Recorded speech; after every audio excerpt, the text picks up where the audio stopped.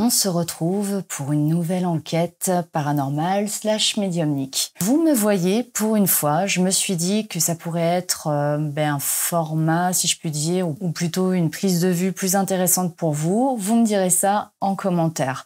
Aujourd'hui, je voulais enquêter sur ce reliquaire à cheveux qui date du 19e siècle. Reliquaire à cheveux que j'ai trouvé sur eBay sans aucune information particulière, simplement sa datation. J'ai déjà pu constater de certaines de ces énergies. Au final, j'ai l'impression qu'on est sur quelque chose de masculin, des cheveux de garçon ou peut-être d'homme. Mais mes premières sensations ont été amenées vers un petit garçon. On verra au fur et à mesure de l'enquête si ça s'avère exact, autant que faire se peut.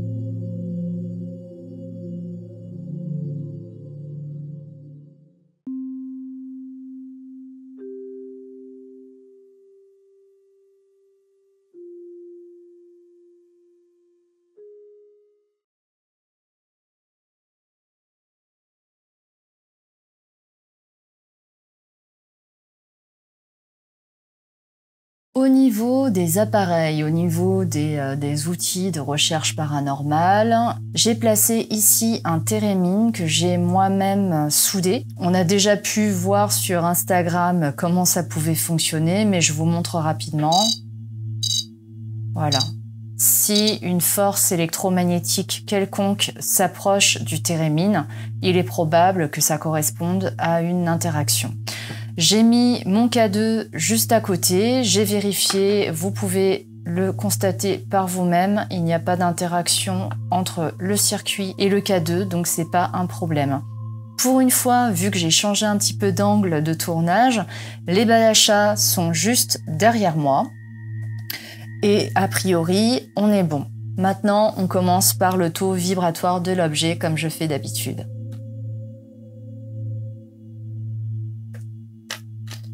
Alors, je le porte en main et je vais demander son taux vibratoire actuel.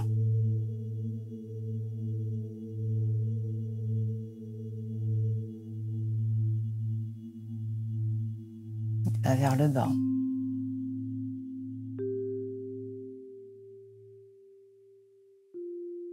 Ok, il semble bloqué vers 18 000, je pense. Entre 16 et 18 000. Ce qui n'est pas si mal pour un objet qui est censé représenter un défunt. À présent, passons à mes ressentis médiumniques.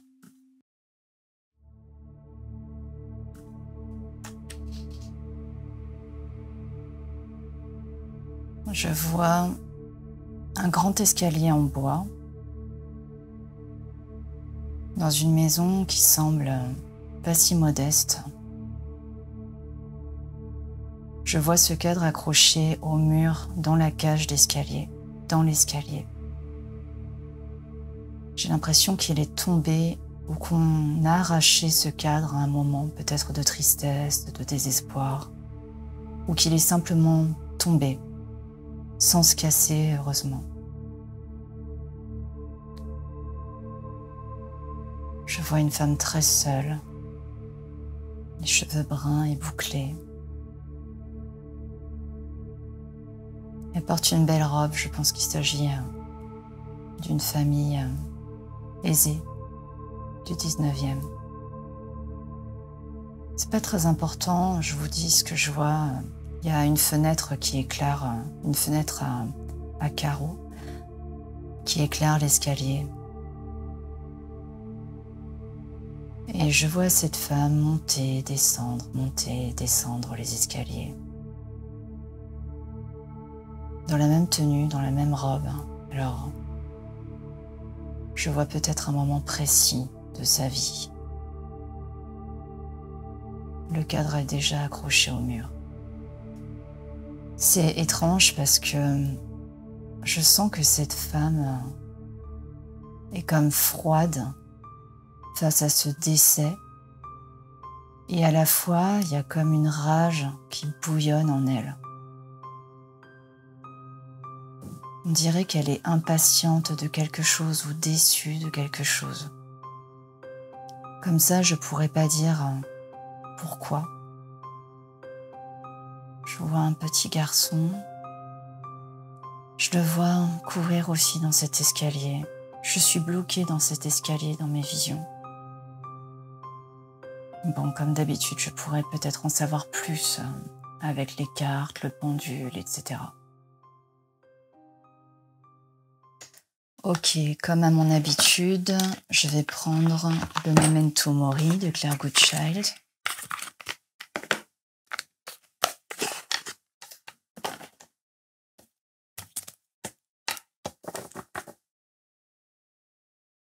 Je vais ranger ce briquet dans un coin.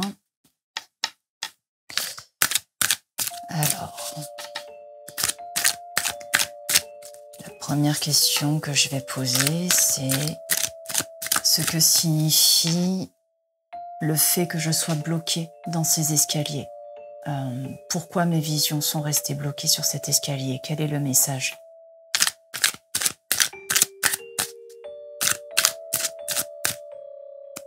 J'ai l'impression que le K2 a légèrement bougé.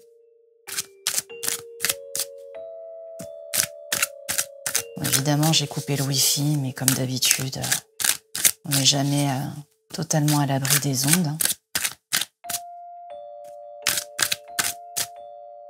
Ok, j'ai tiré les cartes du chien et les cartes de la couronne mémoriale. Je crois que c'est comme ça qu'on appelle ça. Donc ma question, c'était pourquoi je restais bloquée dans les escaliers? Pourquoi un chien? Est-ce que j'ai les visions d'un chien? Est-ce que c'est un chien qui m'envoie ces visions-là? Ah, on m'a dit que oui. Je voyais cette femme qui paraissait froide face à ce décès. Et peut-être qu'il y avait un chien dans la famille qui, lui, a été affecté. Et les visions bloquées que j'ai vues dans cette cage d'escalier correspondent peut-être à ce qu'a vécu le chien lié à cette famille.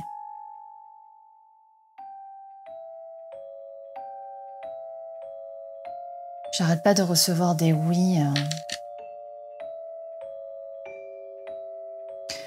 Je vais prendre mon pendule.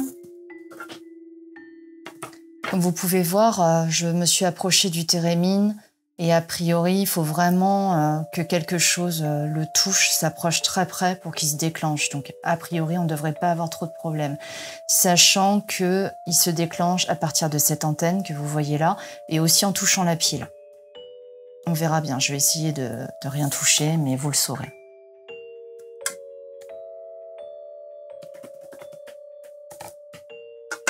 Ok. Donc, je vais demander à mes guides, est-ce que je reçois les visions d'un chien?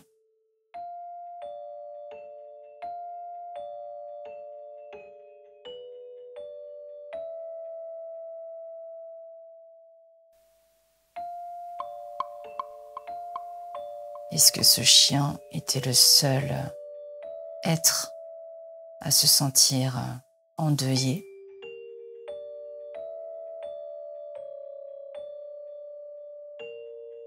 Je canalise que oui.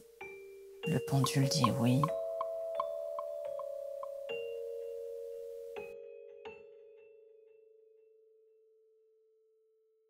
Ok.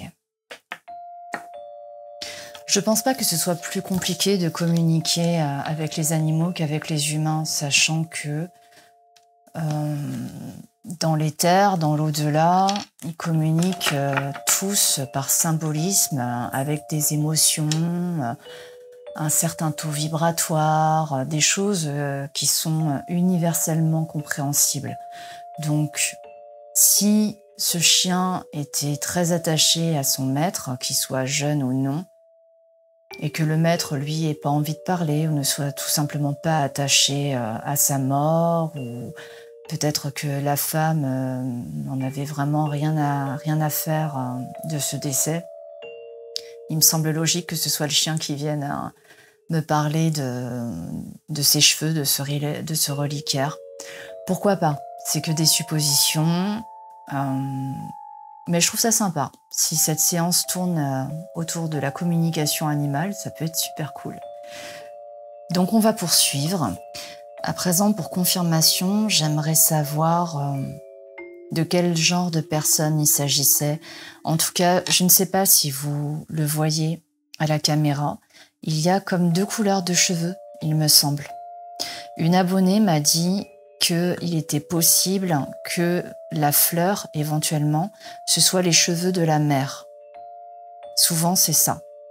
Le cadre était monté comme ça. Si le fils ou l'enfant, était mort, on faisait ce joli cadre de sculpture de cheveux et on ajoutait les cheveux de la mère. Donc j'aimerais savoir à qui appartenaient ces cheveux châtains qui sont plus nombreux. Quel genre de personne était-ce ?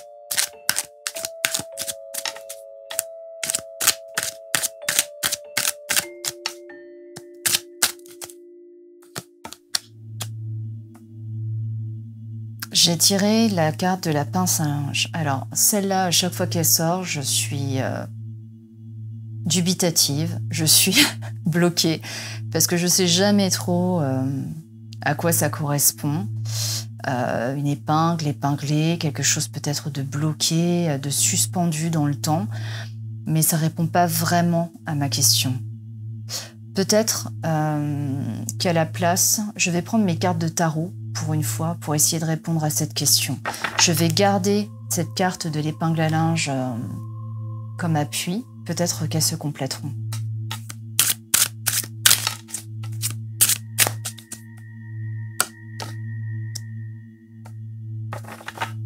J'ai tiré la carte de la tour.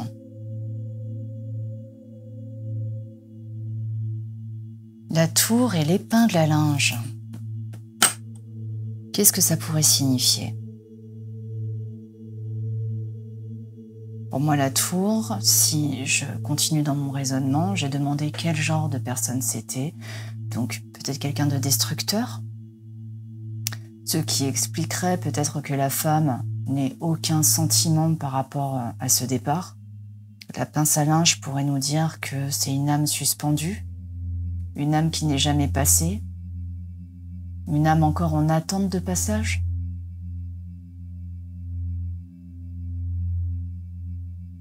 Je canalise que oui, mais quand même faire une double vérification au pendule.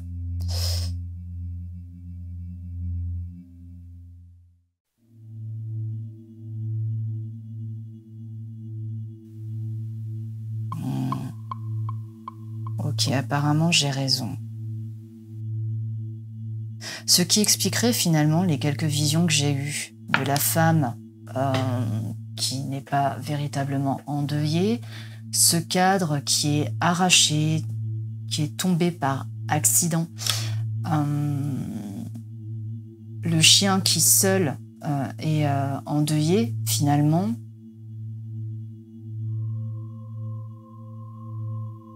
Peut-être un homme, un mari qui était pas très correct. Il me semble qu'il y avait beaucoup de mariages de convenance encore au 19e siècle, donc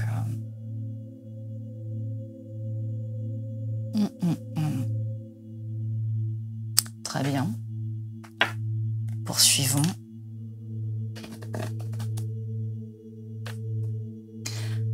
Alors, toujours dans un but de vérification de mes ressentis, de mes canalisations, j'aimerais demander quels sont les souvenirs qui sont rattachés à cet objet.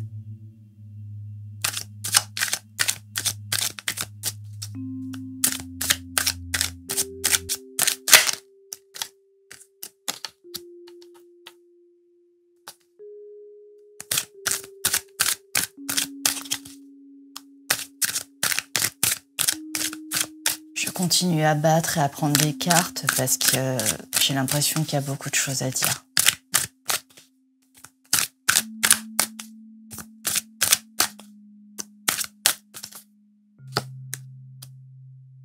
Ok. Alors, j'ai tiré en première carte le carte de la signalisation. Mais dans ce cas précis, la carte représente un panneau qui signale des funérailles et je crois qu'on est tout bêtement et littéralement là-dessus. Donc, évidemment, c'est un reliquaire, c'est quelque chose qu'on fabriquait pour honorer les morts quand on avait un peu d'argent. Donc, on va pas forcément prendre en compte ceci. Ce qui est intéressant, c'est que j'ai tiré 2 cartes qui sont en lien avec tout ce qui est divination, au-delà, le subtil. Au XIXe siècle, ça a été vraiment l'avènement du spiritisme. Je pense que dans cette famille, on était à fond là-dedans. Ou peut-être que la personne décédée était à fond là-dedans, en tout cas. Et au final, j'ai aussi tiré la carte de l'os à souhait. Pour le moment, ça ne me parle pas particulièrement. Ah, on me souffle le jeu. Donc peut-être que la personne décédée représentée par ce reliquaire aimait le jeu.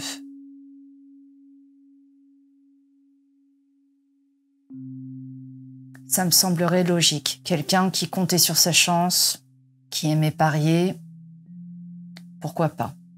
Je vais vérifier encore une fois au pendule.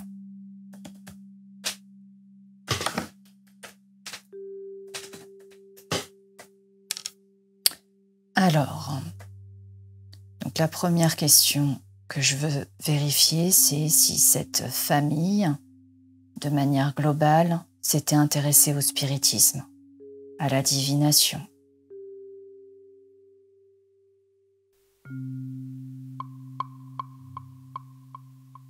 Eh bien, curieusement, je canalise que non, et le pendule est sur non aussi.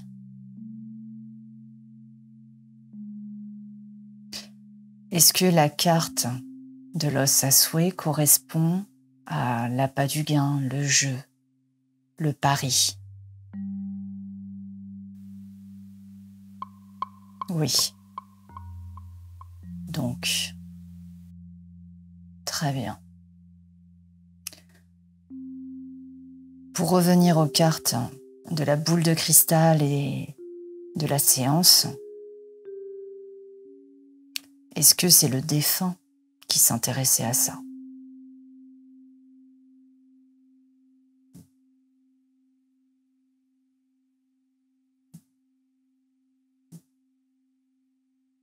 J'ai un nom en canalisation comme au pendule. Est-ce que c'est la veuve qui s'intéressait à ça? J'ai un oui. Et le oui et le pendule suit. S'est-elle servie du reliquaire pour ces séances? Oui. Et le pendule?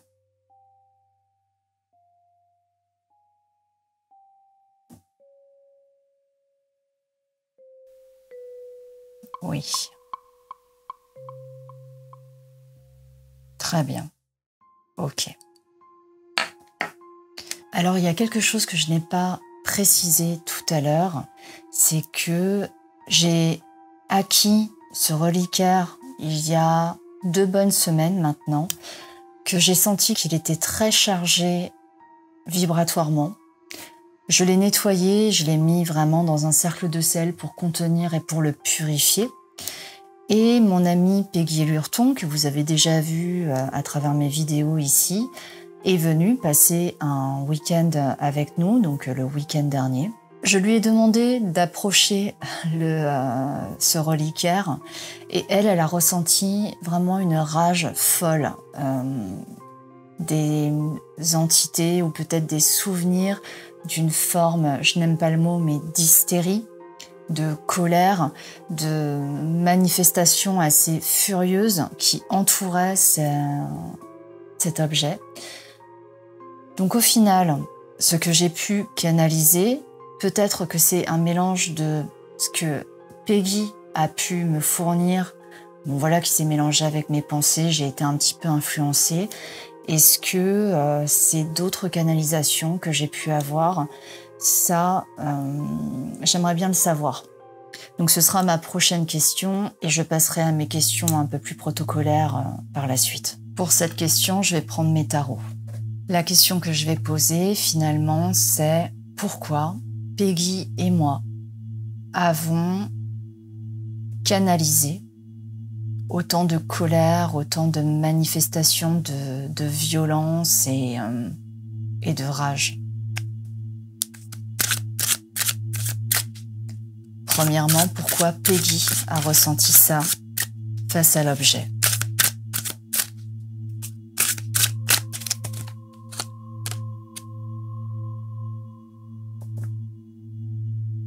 Ok, j'ai tiré le page de bâton pour Peggy. Pourquoi moi, j'ai canalisé ceci?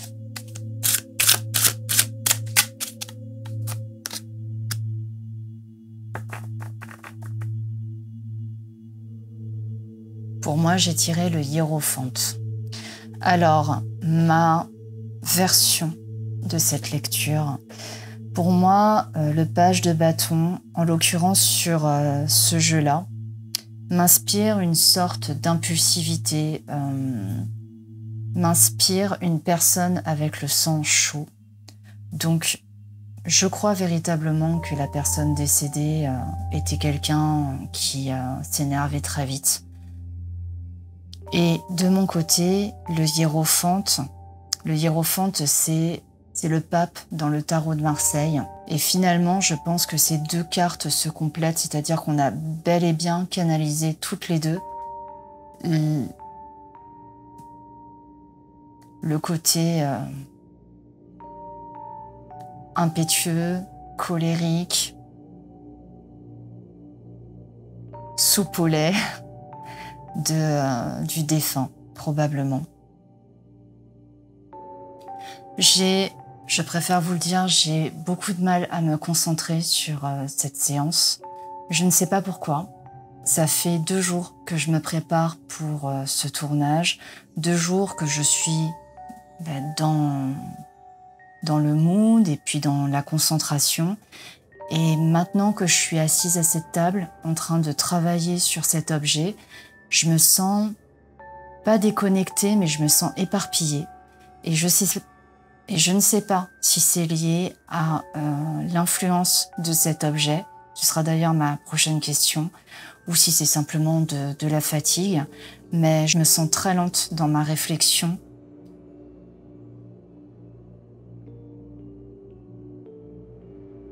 Et comme harassée, vraiment fatiguée, très lasse, et j'ai pas du tout l'impression que ça m'appartienne véritablement. Donc, à voir comment ça se poursuit, mais je préférais vous le dire. Si vous me trouvez un peu bizarre, c'est à cause de ça.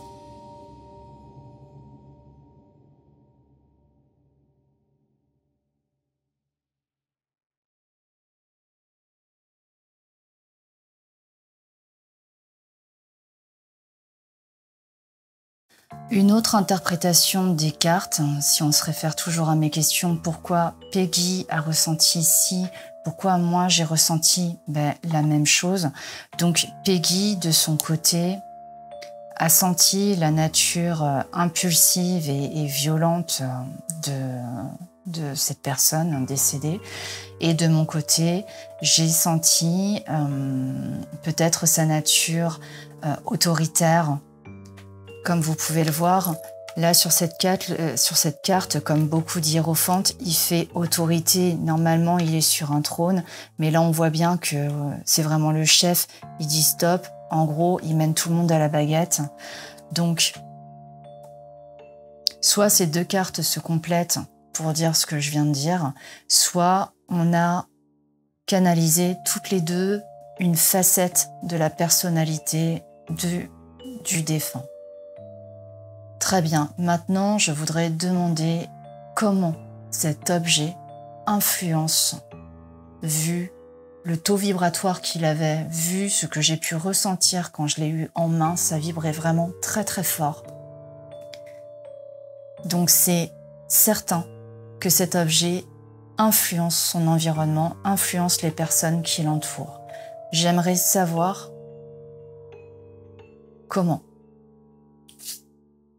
Ça pourrait expliquer aussi finalement mon état d'être pour cette séance. Ok, je vais continuer avec le tarot.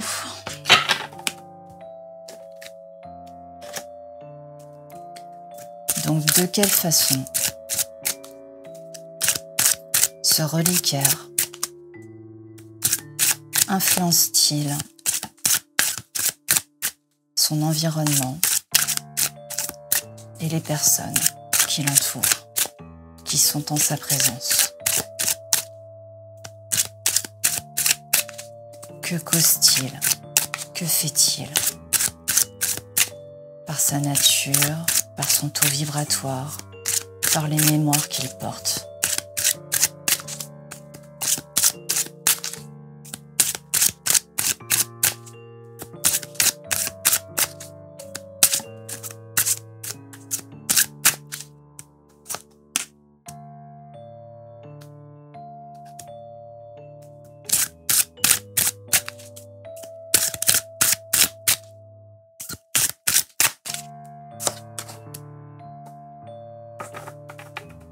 Très bien. Et bien finalement, c'est ce que je pensais. Donc, comme vous pouvez le voir ici, on a l'as de coupe. Là, mon attention est vraiment attirée sur les jets d'eau qui vident la coupe. La coupe étant la suite émotionnelle et relationnelle, je pense vraiment qu'elle vide de l'énergie qu'elle pompe l'énergie des personnes qui l'entourent et même de l'environnement. Ce reliquaire a tendance à vider émotionnellement, à vider énergétiquement. Et finalement, c'est ce que je ressens depuis qu'il est en ma possession. Je me sens vraiment fatiguée, mon mari aussi, ma fille aussi. Donc je pense que il va devoir retourner dans son petit bain de sel et dans une fumigation pour continuer de nettoyer. Je l'ai quand même laissé une semaine complète dans une grande quantité de sel avec des sélénites, avec un cercle de sel. Je l'ai déjà dit tout à l'heure, mais voilà, vraiment pour essayer de contenir cette énergie pour qu'il ne nous fasse pas de mal. Et là, ça fait 5 jours environ que je l'ai posé dans ma bibliothèque et qu'on est vraiment crevé. Donc ça m'étonne pas au final. Ensuite, j'ai tiré la carte du fou, comme ici.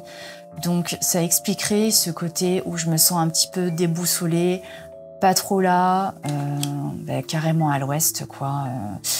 Particulièrement durant cette séance. Je suis plutôt concentrée, de toute façon, j'ai aucune difficulté à ça. Mais là, c'est vrai que j'ai un petit peu de mal à m'y retrouver, à être posée et bien focus sur ce que je fais. Très bien. Finalement, je vais continuer un petit peu sur cette lancée de ces mémoires agissantes imprégnées dans cet objet et savoir finalement pourquoi ça agit de cette manière. Pourquoi, vu les canalisations que j'ai pu avoir, ce reliquaire a tendance à vider de l'énergie, a tendance à faire perdre un petit peu sa concentration, le pourquoi du comment. Et ce que je vais faire, c'est que je vais tirer une carte de tarot et une carte du Memento Mori pour se compléter.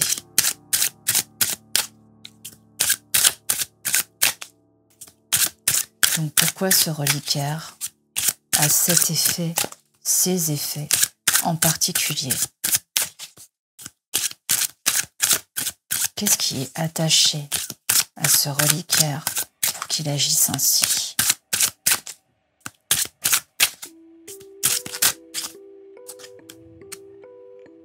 J'ai tiré la lune.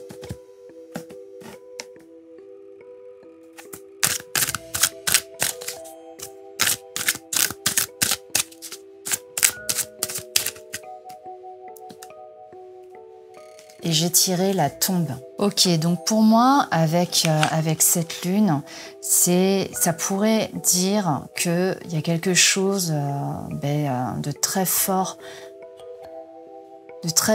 au niveau émotionnel qui est imprégné dedans ou caché dedans, quelque chose comme ça. La lune est liée aussi à la nuit. Là, vu le type d'objet, on pourrait se dire que c'est également lié au deuil. Il y a également le côté mystique de la lune qui est bien connu. Voilà, on est dans des idées comme ça. Forcément, on a la carte de la tombe. Voilà, encore une fois, c'est un reliquaire de deuil. C'était peut-être pas la meilleure chose à ramener chez moi au final. Mais bon, voilà. J'ai pas eu plus de problèmes que ça et j'arrive à gérer en général les énergies de mes petites trouvailles. Donc, il n'y a pas trop de soucis. Très bien. Au final, c'est par sa nature d'objet funéraire intrinsèque que les émotions que je peux ressentir, les choses que je peux ressentir arrivent. Donc c'est pas totalement déconnant. Ça fait un petit moment que j'ai pas sorti le pendule, donc là je vais quand même vérifier mes ressentis et mon interprétation des cartes.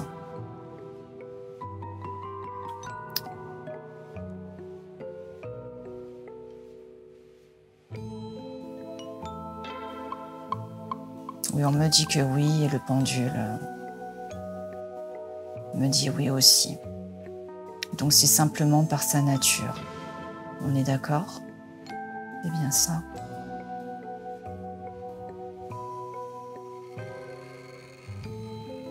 Il me dit oui, c'est bien ça. Ok. Je vérifie un peu sur le retour vidéo si les balles à chat s'allumeront. Je verrai peut-être ça juste au montage. Ça pourrait quand même être intéressant de voir si des choses se sont passées derrière mon dos.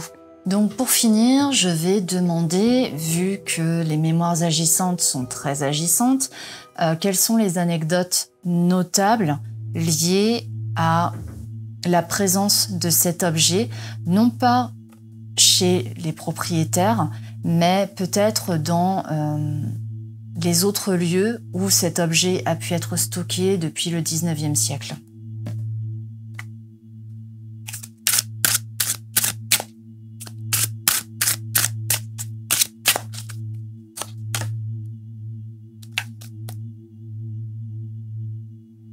Alors cet objet a déclenché un départ. J'ai tiré la carte du chariot et je l'interprète comme ça, selon mon ressenti.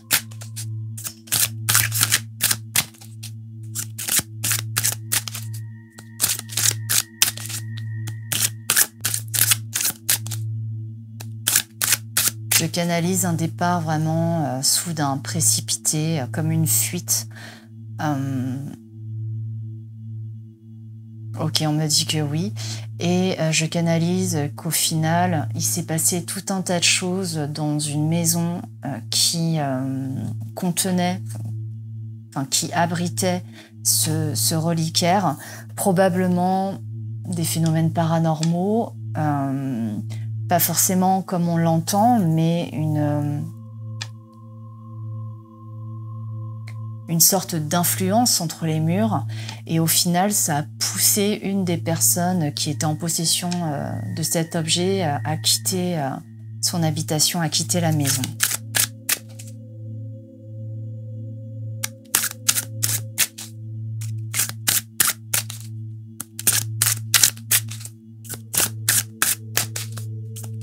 On me dit qu'une petite fille aurait fait beaucoup de cauchemars dans une autre maison.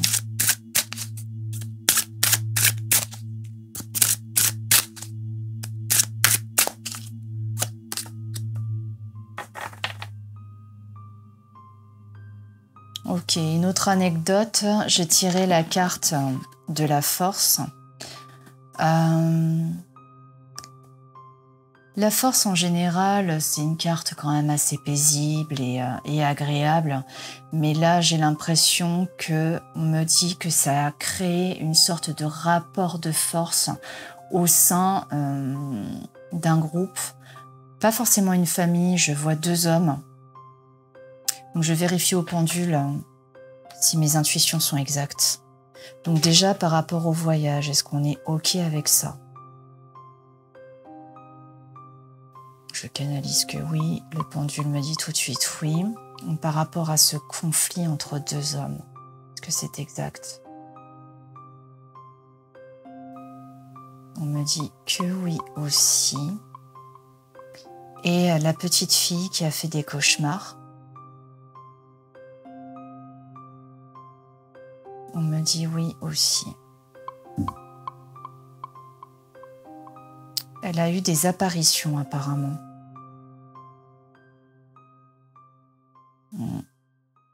Donc, pour la suite, habituellement, on aurait peut-être joué avec des baguettes, testé la Spirit Box.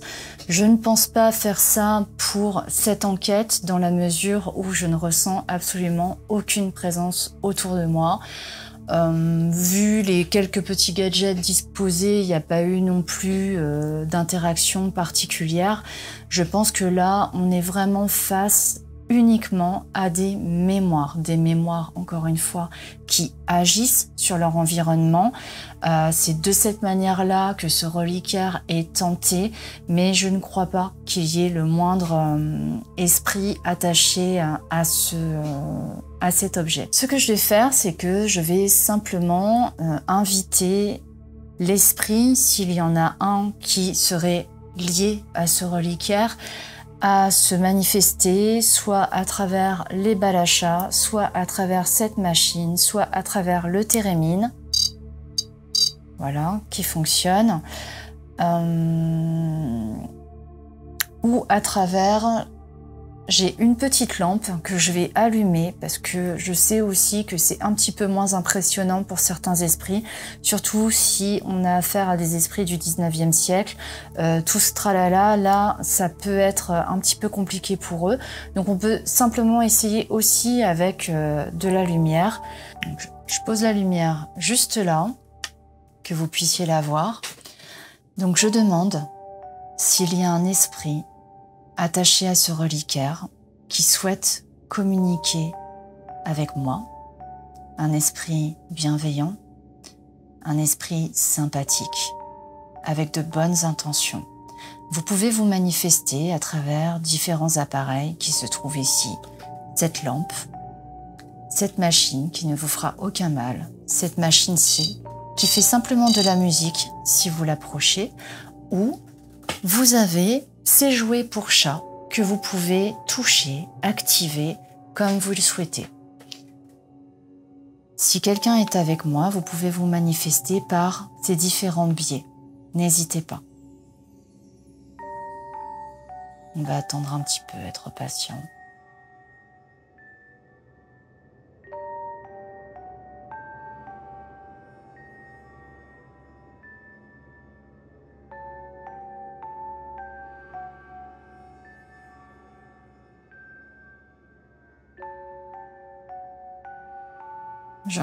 Je ne ressens vraiment aucune présence.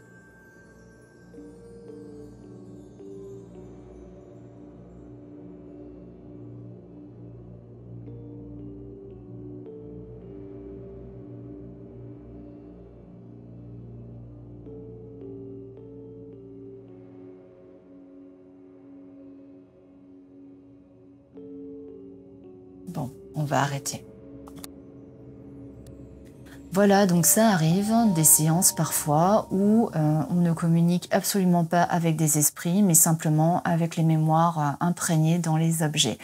Ça n'empêche que c'est intéressant parce que ça permet aussi de savoir comment le fait de ramener des objets anciens, de seconde main ou antiques chez soi peuvent influencer finalement notre vie quotidienne, notre vie maintenant, avec des objets finalement qui datent de plusieurs siècles en arrière. On va donc s'arrêter là, mais j'ai tout un tas d'autres objets du 19e siècle aussi sur lesquels enquêter, donc on aura peut-être des résultats un petit peu plus probants la prochaine fois. Merci d'avoir regardé, à bientôt et en attendant, soyez sages.